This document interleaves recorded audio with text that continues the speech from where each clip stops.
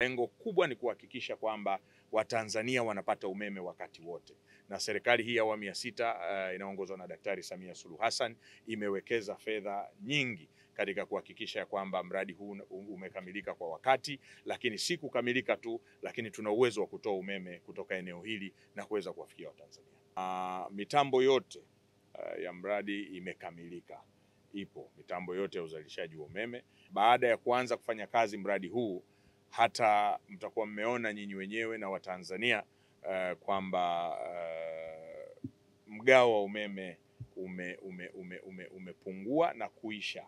Kwanza ilikuwa kuona namna gani Watanzania wanapata umeme wa kutosha, ndio ilikuwa kipaumbele cha kwanza, ambacho kwa sasa kama mlivyojionea wenyewe ndani hapa, muda huu tu tunazalisha zaidi ya megawati 850 hapa saizi tunavyozungumza. Kwa hiyo kwanza ilikuwa ni kuhakikisha tutapata umeme wa uhakika, na tutaendelea kwa kushirikiana na wenzetu wa TANESCO, MD yuko hapa na timu yake, kuhakikisha kwamba tunamaliza mgao kabisa katika taifa letu. Lakini sasa tunachoenda kukifanya kikubwa ni kuhakikisha tunajenga transmission line ya kutoa umeme mwingi zaidi kutoka hapa katika eneo hili na kwenda maeneo mbalimbali ya Tanzania, na kwa sasa tayari kuna mradi umeanza wa kutoa umeme huu pale Chalinze kuelekea Dodoma, ambapo tutazidi kupeleka umeme wa uhakika kwa Watanzania wa maeneo mbalimbali. Lakini vile vile kuna line ambayo inatoka hapa kwenda Mkuranga, ambayo line hiyo pia itapeleka umeme wa kutosha zaidi katika kongani ya viwanda iliyokuwa kule,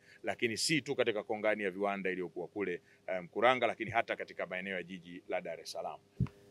Uwekezaji uliofanyika kwenye sekta yetu ni mkubwa sana. Hivi ninavyozungumza, miradi inayoendelea TANESCO ni ya shilingi trilioni 13.5. Tuna miradi 41 inaendelea, miradi 6 ya kuzalisha umeme na miradi 35 ya njia za kusafirisha umeme. Uwekezaji wa serikali ya awamu ya sita kwenye umeme peke yake. Kwa hiyo mimi niwathibitishie Watanzania kwamba kwa sasa tunavyozungumza umeme wa kutosha tunao. Ninachowathibitishia Watanzania sasa hivi, mgao hakuna Tanzania. Kilichopo sasa hivi tunaweza tukawa tunatoa taarifa kwamba sehemu fulani tutazima umeme kwa sababu ya kutengeneza miundombinu.